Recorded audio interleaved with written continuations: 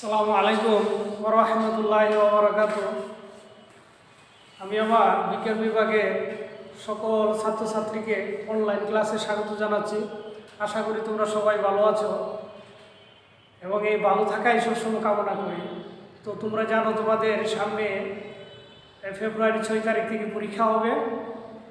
এই পরীক্ষার জন্য প্রস্তুতি গ্রহণের জন্য এখন থেকে ভালো করে পড়াশোনা করতে হবে।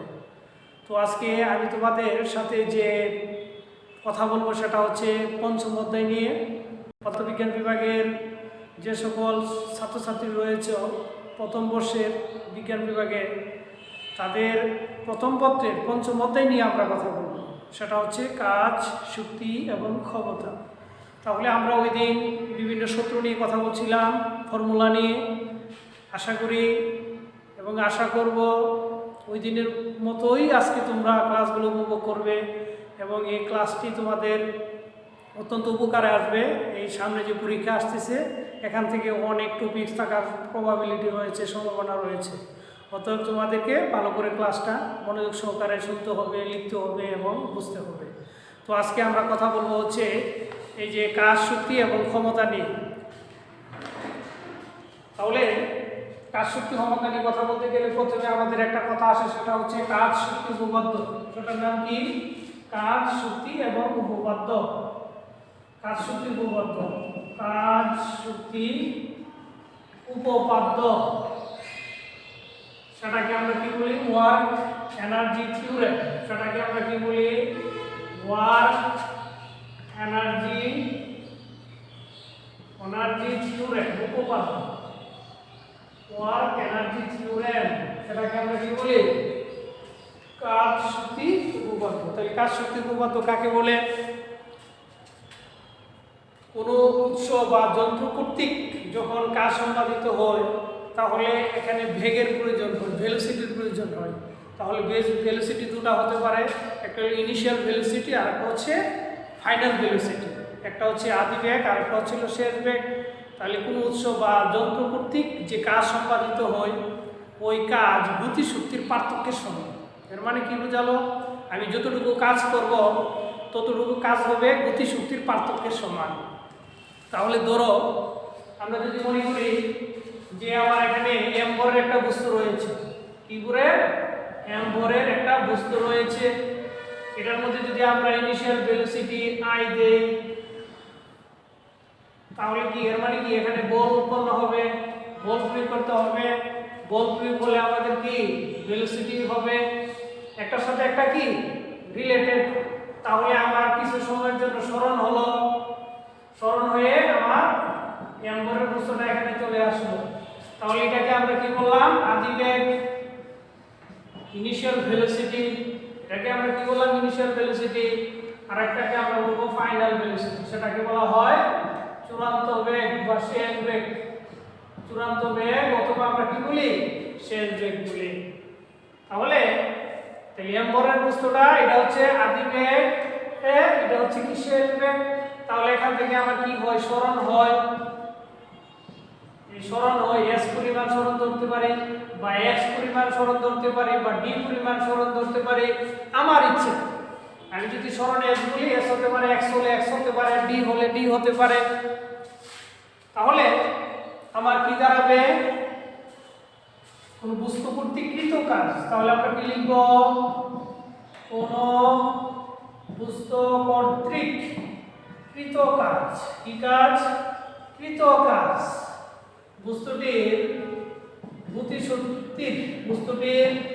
গতিশক্তির পার্থক্যের সমান। গতিশক্তির পার্থক্যের সমান। সেটাকে আমরা কি বলি? কাজ, শক্তি, উপপাদ্য। এটাকে বলি আমরা কাজ, শক্তি, উপপাদ্য। এখন আমি সে ধরলাম W পরিমাণ কাজ সম্পাদিত হয়। কি পরিমাণ? W পরিমাণ। তাহলে এখানে আমার গতিশক্তি কি হয়? Half mv square i। এটার ক্ষেত্রে তো এটার ক্ষেত্রে কি হবে? এটার ক্ষেত্রে হবে কি হাফ mv স্কয়ার। তাহলে কি হবে? Half mv square. আমরা জানি গতিশক্তি হাফ mv স্কয়ার। আমরা কি জানি? কাইনেটিক এনার্জি কি জানি? Half mv square. তাহলে এই যে half M V square F half M V square আই এই দুইটার মধ্যে পার্থক্য হবে, এর মানে সেটা কি হবে half M V square f minus আমরা লিখতে পারি half M V square i, সেটা হচ্ছে গতিশক্তির পার্থক্য। এখন এই half M V square f কে আমি গতিশক্তি দ্বারা প্রকাশ করতে পারি ই কে এফ, আর এটাকে লিখতে পারি কি ই কে আই। তো এটা আমরা লিখতে পারি, তো এটা লেখার ফলে আমরা কি লিখতে পারি, দুইটাকে পার্থক্য লিখতে পারি আমরা ডেল কে এফ, অথবা আমরা লিখতে পারি ডেল্টা কে। ডেল কে না আমরা বলবো ডেল্টা কে। তাহলে আমার কি হলো W ডেল্টা কে। এই যে ডেল্টা কে হচ্ছে কি গতিশক্তির পার্থক্য, এই ডেল্টা কে কি হচ্ছে গতিশক্তির পার্থক্যকে আমরা কি করব ডেল্টা কে। এটাই হচ্ছে কি গতিশক্তির পার্থক্য, বস্তু কর্তৃক গতিশক্তির যে পার্থক্য, এই পার্থক্যটাকে আমরা কি বলি কাজ শক্তির উপপাদ্য। তো এটা আমাদের অনেক ব্যবহার রয়েছে, এখান থেকে আমাদের অনেক কিছু জানতে হবে। তো আমরা কি শিখলাম, কাজ শক্তির উপপাদ্যটা আমরা শিখে নিলাম যে কোনো বস্তু কর্তৃক কৃত কাজ বস্তুটির গতিশক্তির পার্থক্যের সমান।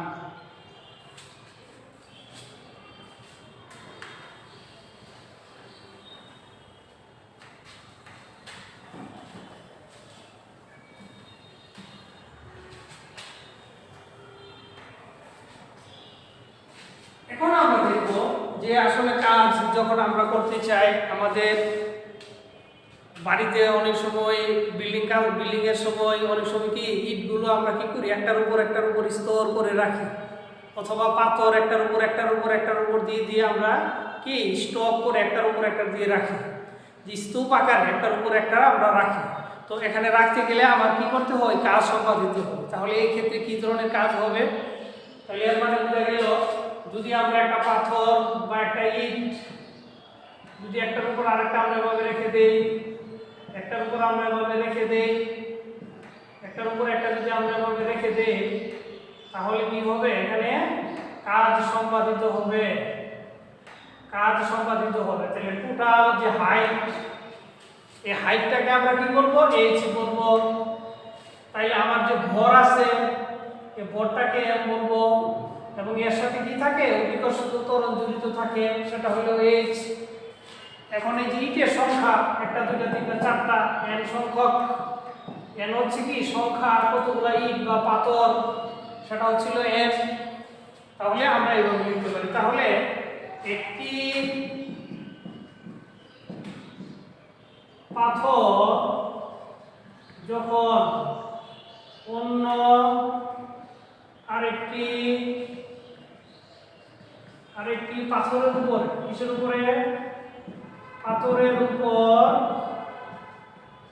স্তূপ আকারে রাখা হয়, কি হয় রাখা হয়, সেটা পাথর হতে পারে, ইট হতে পারে, ইটও হতে পারে, স্তূপ আকারে রাখা হয়, তাহলে কৃত কাজ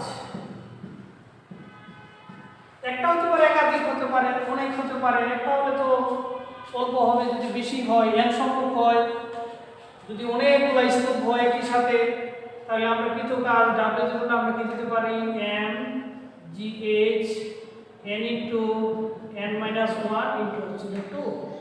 তাহলে আমি বলছিলাম এখানে m টা কি হচ্ছে ভর, m হচ্ছে কি ভর, g হচ্ছে অভিকর্ষজ ত্বরণ, h হচ্ছে উচ্চতা টোটাল হাইট কতটুকু হলো, আর n হচ্ছে এটা সংখ্যা, পাথরের সংখ্যা হতে পারে, সেটা ইটের সংখ্যা হতে পারে, পাথরের সংখ্যা হতে পারে, অথবা কার সংখ্যা ইটের সংখ্যাও হতে পারে।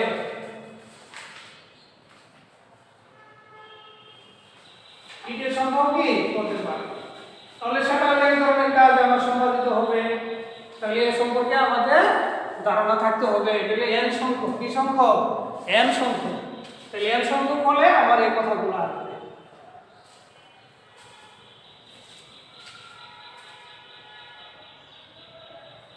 তাহলে এখন আমরা খেয়াল করব যে আমরা যে অনেক সময় একটা সরল দোলকের কথা চিন্তা করতে পারি, হ্যাঁ, যদি আমরা একটা বক বা একটা পাথরকে এই যে ইয়ার সামনে নিয়ে যখন আমরা কাজ করি, যখন পাথর নিয়ে কাজ করি, তখন সেটা কি হয়ে যায়, অনেক সময় ঝুলে থাকে।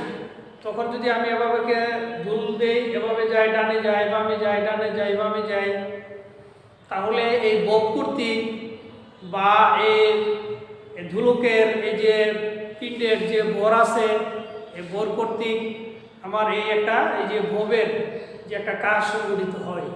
তাহলে এই ববের কাজ সংগঠিত হতে গেলে আমার কিছু ধারণা থাকা প্রয়োজন, সেটা নিয়ে আমরা কথা বলবো। যে আসলে অ্যাকচুয়ালি একটা বব যখন আমরা ঝুলিয়ে দিব, তাহলে এই ক্ষেত্রেও কাজ সংগঠিত হয়। তাহলে এই ক্ষেত্রে কাজ কেমন হবে সেটা জানা প্রয়োজন।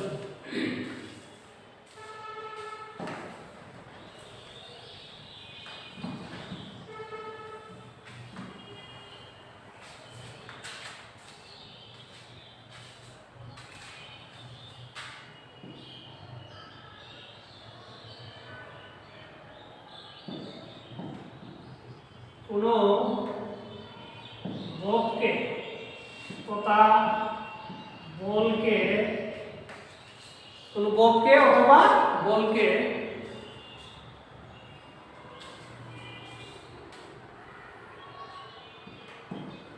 কোনো দৃঢ় অবলম্বন হতে ঝুলিয়ে দিলে, অবলম্বন হতে ঝুলিয়ে দিলে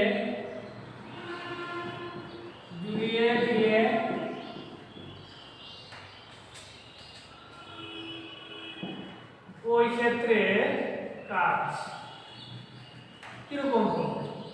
সাপোজ মনে করো যে এখানে আমার একটা দৃঢ় অবলম্বন রয়েছে, হ্যাঁ, একটা দৃঢ় অবলম্বন রয়েছে, ঠিক আছে কি? এই দৃঢ় অবলম্বন হতে আমি একটি ববকে ঝুলিয়ে দিলাম, একটা ববকে আমি ঝুলিয়ে দিলাম, এই যে ঝুলিয়ে দিলাম, এভাবে আমি ঝুলিয়ে দিলাম।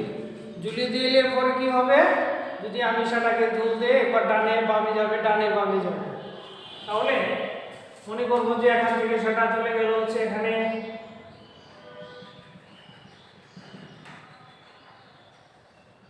এই যে সেটা চলে গেলে এখানে, আবার এদিকেও আসতে পারে এখানে। তাহলে এখান থেকে আমরা কি করতে পারি, এই টানটা এভাবে আমরা চিহ্নিত করতে পারি। তাইলে এই যে সুতাটা, এটাকে আমরা কি বলবো, একটা সুতা দিয়ে আমরা বেঁধে দিলাম, এখান থেকে আমরা কি দিয়ে, এই যে সুতা দিয়ে বেঁধে দিলাম, এখান থেকে আমরা কি দিয়ে, সুতা দিয়ে বেঁধে দিলাম। তাহলে এই সুতার দৈর্ঘ্যটাকে আমরা, তাহলে এই যে সুতা দিয়ে বেঁধে দিলাম, এই যে সুতা দিয়ে যে আমরা বেঁধে দিলাম, এই সুতার দৈর্ঘ্যটাকে আমরা কি বলবো, এল বলবো। সুতার দৈর্ঘ্য হচ্ছে কি এল, এল মানে সুতার দৈর্ঘ্য। তাহলে কি করবে, আমার এখানে টান সৃষ্টি হবে, কি সৃষ্টি হবে, একটা টান সৃষ্টি হবে। টানটাকে আমরা কি বলতে পারি, টি। টান হচ্ছে কি টি, টান এক ধরনের বলও হতে পারে, টেনশন, হ্যাঁ, সেটা হতে পারে। তাহলে আমরা এখন দেখবো হচ্ছে কি, এখান থেকে আমার কি, যেহেতু একটা জিনিস আমি ঝুলিয়ে দিচ্ছি, তাহলে অভিকর্ষজ ত্বরণ নিচের দিকে টানবে। আমরা জানি সব কিছু কি করে, নিচের দিকে টান। তো অভিকর্ষজ ত্বরণও এই ক্ষেত্রে আবার কাজ করবে। এই যে জি এম্বরের বস্তুটার উপরে কি হবে, এম্বর বিশিষ্ট একটা বব, বা আমরা একটা কি বলতে পারি, গোলক বলতে পারি, অথবা সেটাকে আমরা একটা কি ফুটবল বলতে পারি, হতে পারে এম্বর বিশিষ্ট। তাহলে সেটা নিচের দিকে কাজ করবে। নিচের দিকে কাজ করলে কি হবে, এটা কি হবে, এমজিটা নিচের দিকে কাজ করবে। এটাকে বলি আমরা ডাব্লিউপিটাকে আমরা কি করবো, এমজি ডাব্লিউপি। সেটাকে আমরা বলবো এই যে ওয়েটটা নিচের দিকে কাজ করতেছে, কোন দিকে, নিচের দিকে কাজ করতেছে, এটাকে বললাম আমরা হচ্ছে ডাব্লিউ। এখন এই যে টানটা দুটো অংশে ভাগ হয়ে যাবে, ওইটা অংশে দুইটা অংশে ভাগ হয়ে যাবে। এই যে ববটা আছে, এটা কি হবে, এটা একবার ডানে যাবে, এবার বামে যাবে। তাহলে ডানে বামে যেতে গেলে আমার একটা বল উৎপন্ন হবে, ডান দিকে বাম দিকে। তাহলে এইদিকে আমার একটা বল উৎপন্ন হবে। আবার যখন সেটা ফিরে আসতে চাবে, বল উৎপন্ন হলে এখানে আমার টেনশনটা দুইটা অংশে ভাগ হয়ে যাবে। এটাকে আমরা বলবো এফ, আর এটার সাথে আমার একটা কোণ উৎপন্ন করবে, সেটাকে বলতে পারি আমরা হচ্ছে থিটা। তাহলে দুইটা অংশে ভাগ হয়ে গেল। এই যে দুইটা অংশে আমার সেটা কি হয়ে যাবে, ভাগ হয়ে যাবে। এই যে দুইটা অংশে ভাগ হয়ে যাবে, সেটাকে আমরা কি বলতেছি, থিটা বলতেছি। তাহলে একটা ছিল টি, এই অংশটাকে আমরা কি বলবো, এটা দুইটা অংশ ভাগ হয়ে যাচ্ছে, এই অংশটাকে আমরা কি বলবো, থিটার বিপরীতে কি থাকে, লম্ব। আমরা কি জানি, থিটার বিপরীতে লম্ব থাকে। তাহলে এটা হলো লম্ব। আর এই জায়গাটা হচ্ছে কি আমার, এই অংশটা হচ্ছে কি ভূমি। তাহলে লম্বকে আমরা কি বলবো, এফ, আর এই ভূমিকে কি বলবো, ডব্লিউপি। এজন্য যখন আমাকে বলা হবে যে cos থিটার অংশ কি, এইজন্য cos theta is equal two কি লিখতে হবে, আমরা জানি cos theta is equal two কি, ভূমি বাই অতিভুজ। তাহলে অতিভুজকে এখানে হচ্ছিল টি, তাহলে ভূমিকে, ভূমি হচ্ছে কি ডব্লিউপি, আর হচ্ছে অতিভুজ কি টি। সুতরাং আমরা ডব্লিউপি ইজ ইকুয়াল টু কি লিখতে পারি, টি cos থিটা। পক্ষান্তরে যখন আমরা সাইন নিয়ে কথা বলবো, কি নিয়ে, সাইন থিটা নিয়ে কথা বলবো, তাহলে আমার কি হবে, sine theta is equal two কি দাঁড়াবে, আমরা জানি sine theta is equal two কি দাঁড়ায়, লম্ব বাই অতিভুজ। সাইন থিটা কি দাঁড়ায়, লম্ব বাই অতিভুজ। সাইন কি, লম্ব বাই অতিভুজ। তাহলে এই লম্বকে, লম্বটা হচ্ছে আমার হচ্ছে লম্বকে, লম্ব হচ্ছে এই এফ, লম্ব হচ্ছে কি এফ, তাহলে এফ। আর ভূমি কি, ভূমি হচ্ছে ডব্লিউপি, ডব্লিউপি। ভূমি বাই লম্ব বাই সাইন থিটা, লম্ব বাই কি, সরি, লম্ব বাই হচ্ছে অতিভুজ। হ্যাঁ, লম্ব বাই অতিভুজ। আচ্ছা, লম্বকে, লম্ব হচ্ছে এফ, আর অতিভুজ হচ্ছে কি টি। এই অতিভুজটা কি হচ্ছে টি, টি। সুতরাং ফাইনালি আমরা লিখতে পারি এফ ইজ ইকুয়াল টু হচ্ছে টি সাইন থিটা। তাহলে কি পেলাম আমরা, F is equal to T sine theta, আর WP is equal to T cos theta.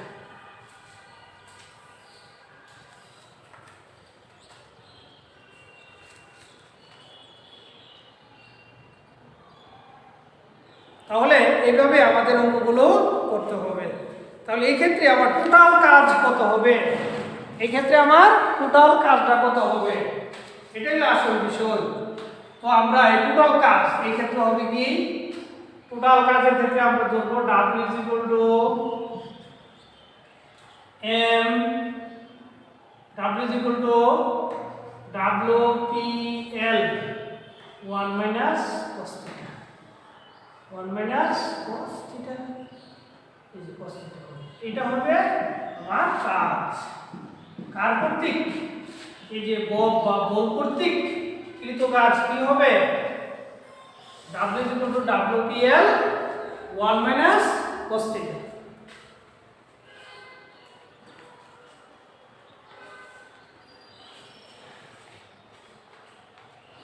তাহলে এখানে আমার কি, এই WPটাকে আমরা কি বলতে পারি, এই যে mg, কারণ এটা হচ্ছে টোটাল একটা ভর।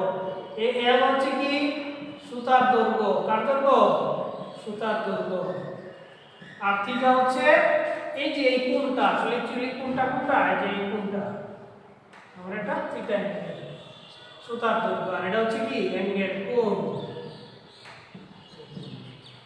তো এইভাবে আমার কাজ করতে হবে। এর মানে যদি কোনো বল কর্তৃক বা সরল গোলকের এই যে যন্ত্রটা রয়েছে, সেটা বল হতে পারে, সেটা একটা গোলক হতে পারে, পিণ্ড হতে পারে, সেই ক্ষেত্রে কি হবে কাজ, W is equal to WPL 1 minus cos theta. আর WP কে আমরা বলবো কি T cos থিটা বলতে পারি। আবার অনেক সময় T cos থিটা কি হয়ে যায়, এই যে T cos theta is equal two WP আমরা বলতে পারি। আর এর হচ্ছে সুতার দৈর্ঘ্য, আর থিটা হচ্ছে অভ্যন্তরীণ কোণ।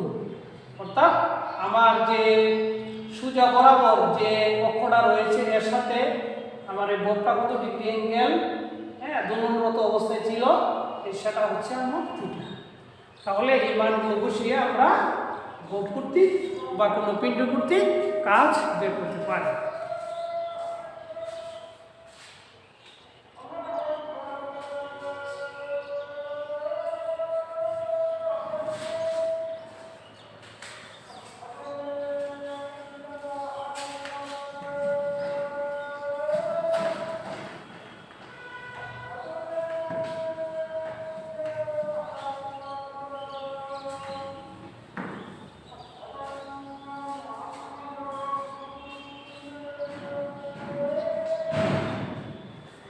এখন আমরা দেখব বিকর্ষ বল দ্বারা কৃত কাজ। কি কাজ? বিকর্ষ বল দ্বারা কৃত কাজ। W আমরা লিখতে পারি G/mm 1/r/ab। আমরা কি লিখতে পারি? W G/mm 1/r/ab 1/r/a minus 1/r/b। এই G হচ্ছে মহাকর্ষীয় ধ্রুবক, m হচ্ছে পৃথিবীর ভর, আর m হচ্ছে বস্তুর বল। তাহলে বিকর্ষ বল দ্বারা কৃত কাজ আমরা এভাবে বের করতে পারি। আর এখানে r1 হচ্ছে দূরত্ব, আর b হচ্ছে এই বস্তুটির দূরত্ব, আর bটা হচ্ছে b বস্তুটির দূরত্ব। অর্থাৎ দুইটা দূরত্ব যদি থাকে তাহলে আমরা r1 r2 বলতে পারি। এখন হচ্ছে একাধিক বল দ্বারা কৃত কাজ। একাধিক বল দ্বারা কৃত কাজ। তাহলে আমরা লিখতে পারি W কয়েক ধরনের হতে পারে।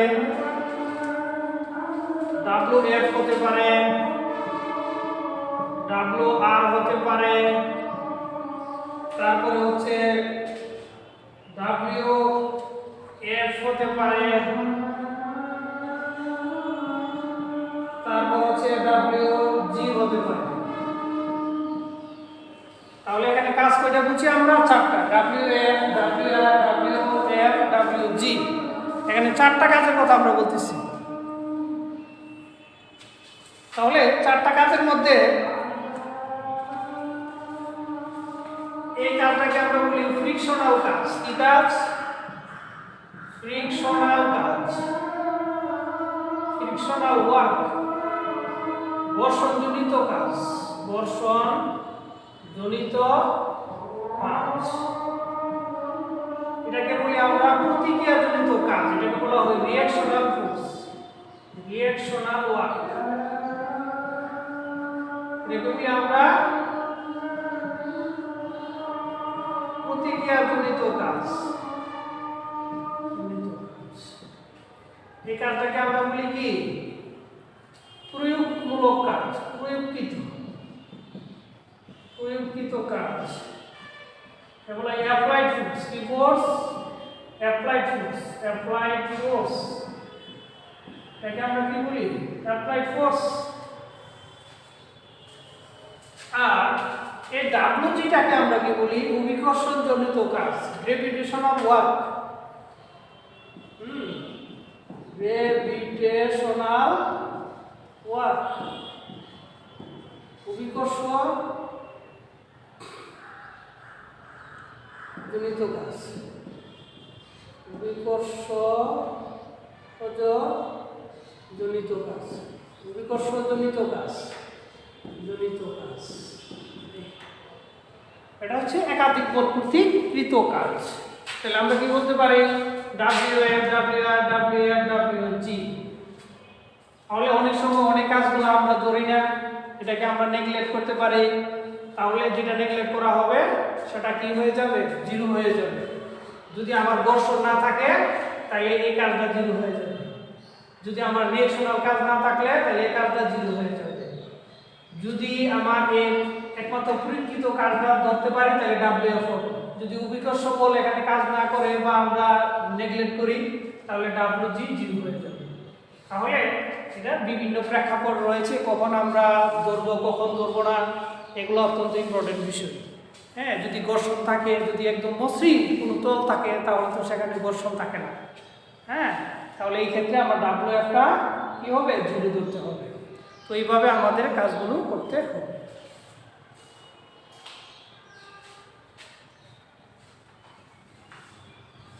তাহলে যদি কোনো কারণে আমার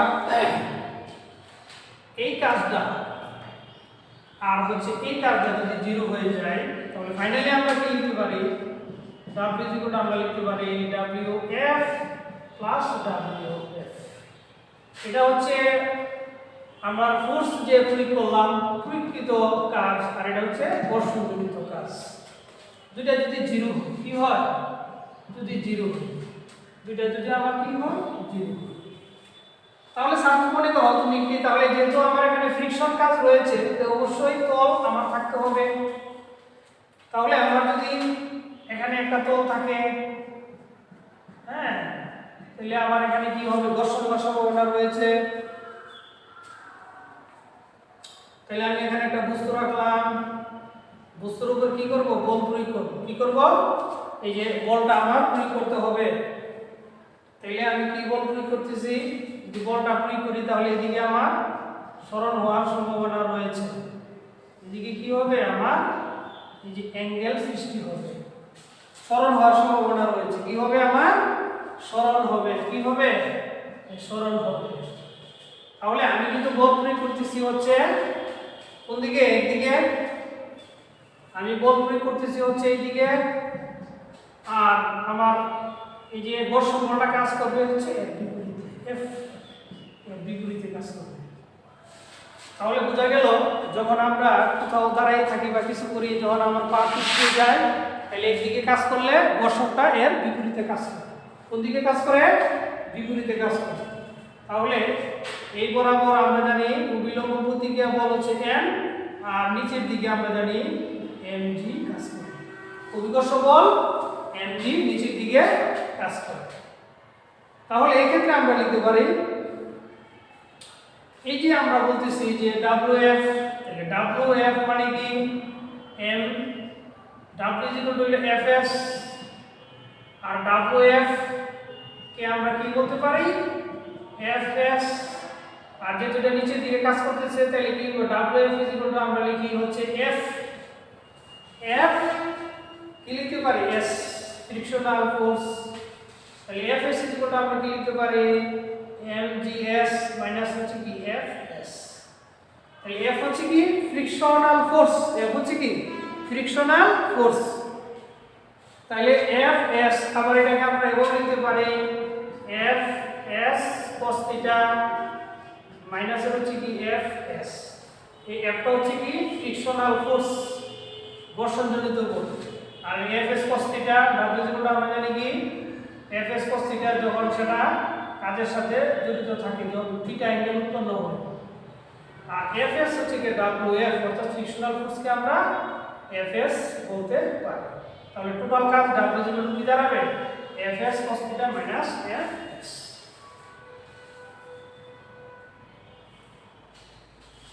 এখন আমরা চলে যাই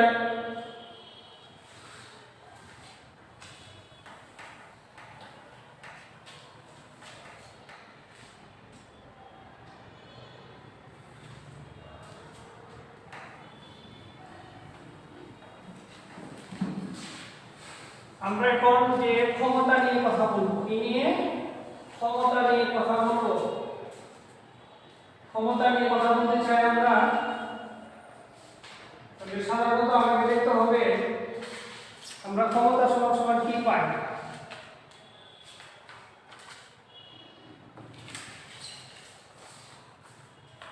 আমরা জানি ক্ষমতা, ক্ষমতা বাংলা 100টাকে বলি আমরা ক্ষমতা, ইংলিশে সেটাকে কি বলি আমরা পাওয়ার।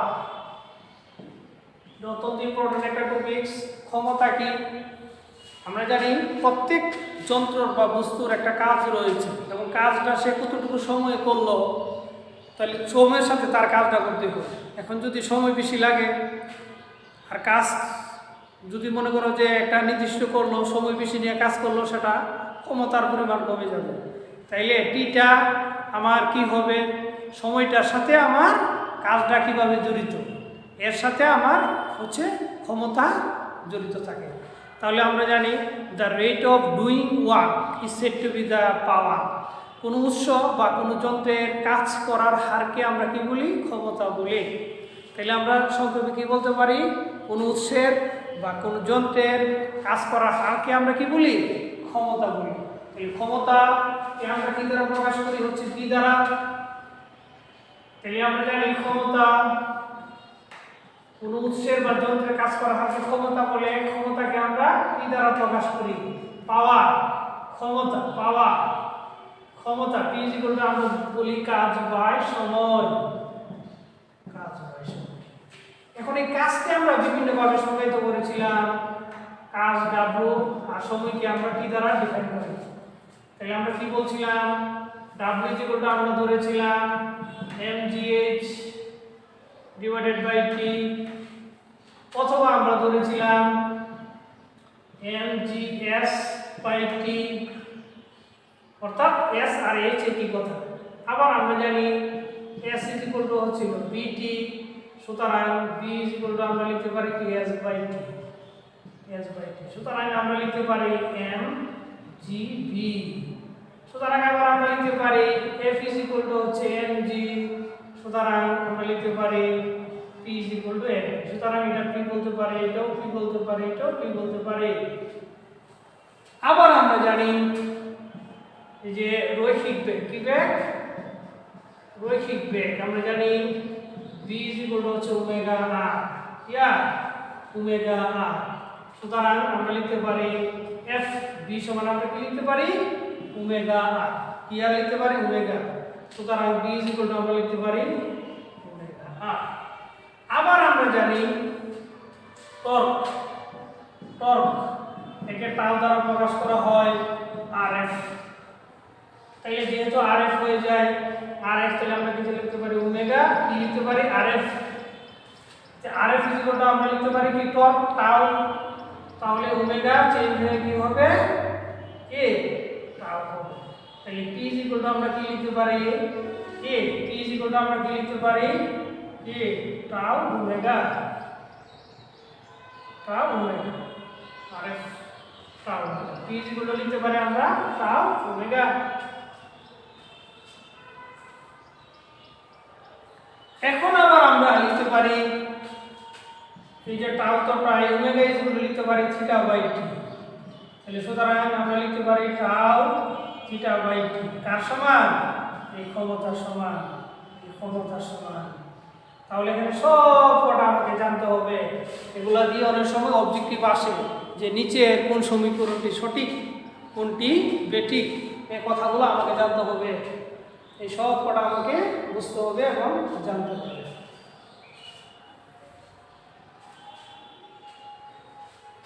এখন আমরা চলে যাই হচ্ছে ক্ষমতার মধ্যে, এবং ক্ষমতা দ্বারা আমরা কি কর্মদক্ষতা বের করতে পারি, কর্মদক্ষতা আমরা বের করতে পারি। কর্মদক্ষতা, ইফিসিয়েন্সি, এর কি বলি আমরা, ইফিসিয়েন্সি আমরা বের করতে পারি। কর্মদক্ষতা, কোনো যন্ত্রের বা উৎসের কর্মদক্ষতা, কর্মদক্ষতাকে আমরা এটা দ্বারা প্রকাশ করি।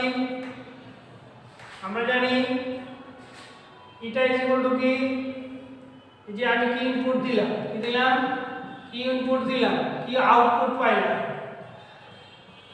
ইনটু হলো 100%, কি পার্সেন্ট, 100%। তাহলে এখন খেয়াল করা যাক, যদি আমরা কি বলি কর্মদক্ষতা বের করি আমরা কার মাধ্যমে, ক্ষমতার মাধ্যমে। তাহলে ক্ষমতা কি হবে, আমরা জানি এই যে আউটপুটকে আমরা বলতে পারি কি, এটাকে আমরা ধরলাম হচ্ছে পি প্রাইম, আর এটাকে ধরলাম হচ্ছে আমরা পি। এটা হচ্ছে প্রকৃত ক্ষমতা, আর এটাকে ধরলাম আমরা কার্যকর ক্ষমতা। কি ক্ষমতা, কার্যকর ক্ষমতা। এটাকে আমরা ইনটু দিলাম কত দ্বারা, 100% দ্বারা। তাহলে শতকরা কর্মদক্ষতা আমার বের হয়ে যাবে এফিসিয়েন্সি। এটা হলো প্রকৃত ক্ষমতা, আর একটা হচ্ছে কার্যকর ক্ষমতা।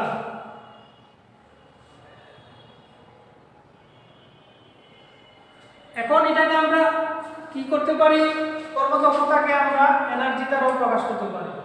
তাহলে এটা ই আউটপুট ডিভাইডেড বাই হচ্ছে ই ইনপুট, ই ইনপুট ইনটু কি 100%।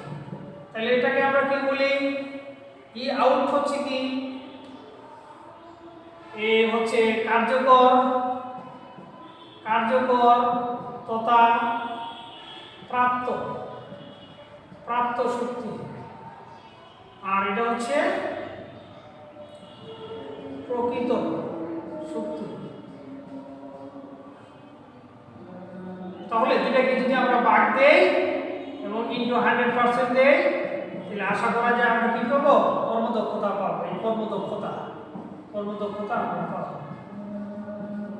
তো তোমাদের এই যে কথাগুলো আমি বললাম, এগুলো ভালো করে একটু জানতে হবে, শিখতে হবে, এবং এগুলা দ্বারা আমাদের অনেক কিছু করতে হয়, এগুলো আমাদের জানা উচিত। আবার আমরা জানি অনেক সময় দেখো যে আমরা জানি ক্ষমতাকে কি দ্বারা প্রকাশ করি, আমরা পি দ্বারা। ক্ষমতাকে প্রকাশ করি আমরা এই যে পি দ্বারা। তাহলে আমরা জানি ক্ষমতা পি ইজ ইকুয়াল টু কি ডাব্লিউ বাই টি। আমরা জানি ডাব্লিউ ইজ ইকুয়াল টু কি M G H by T. এখন এম ইজ ইকুয়াল টু আবার আমরা কি জানি, আমরা জানি রু ইজ ইকুয়াল টু হচ্ছে এম বাই ভি। সুতরাং আমরা কি লিখতে পারি, এম ইজ ইকুয়াল টু কি লিখতে পারি, রু বি। তাহলে এম সমান সমান আমরা কি লিখতে পারি, রু বি। কি লেখা যায়, রু B G H divided by T. আবার এই যে এই রুকে বি কে আমরা চেঞ্জ করতে পারি। যদি কোনো সিলিন্ডারের ক্ষেত্রে হয়, কোনো সিলিন্ডার, তাহলে আমরা লিখতে পারি কি পাই আর স্কয়ার এল। ব্যাসার্ধ যদি আর ধরি, দৈর্ঘ্য যদি এল ধরি, তাহলে কি হবে, রু পাই আর স্কয়ার এল জি ইনটু হচ্ছে এইচ ডিভাইডেড বাই টি। এর দ্বারা আমরা কি কোন সিলিন্ডারের ক্ষমতা বলি, এগুলা আমরা বের করতে পারি। তাহলে এই কথাগুলো আমাদের জানতে হবে, বুঝতে হবে। আমরা জানি যে সিলিন্ডারের যে আমরা যে বলি যে ক্ষেত্রফল বলতে কি এরিয়া, সেটাকে আমরা কি বলি পাই আর স্কয়ার এল। সিলিন্ডারের কি ক্ষেত্রফল, সেটাকে বলি আমরা ভলিউম, আয়তন, সেটাকে বলি কি বি পাই আর স্কয়ার এল। বি সমান পাই আর স্কয়ার এল আমরা বলতে পারি। তো এইভাবে আমাকে অঙ্কগুলো করতে হবে, জানতে হবে, বুঝতে হবে। তো তোমরা ভালো থেকো, পরীক্ষা ভালো করার চেষ্টা করো। এগুলোর উপরে ম্যাথ থাকবে, অবজেক্টিভ থাকবে, তোমরা একটু ভালো করার চেষ্টা করবে। আশা করি তোমরা বুঝতে পেরেছ, এবং কোনো ধরনের প্রশ্ন থাকলে স্যারকে জিজ্ঞেস করবে। আশা করি তোমরা সবাই ভালো থাকবে, এই আশা ব্যক্ত করে আমি আমার ক্লাস শেষ করছি। আসসালামু আলাইকুম ওয়া রাহমাতুল্লাহি ওয়া বারাকাতুহু।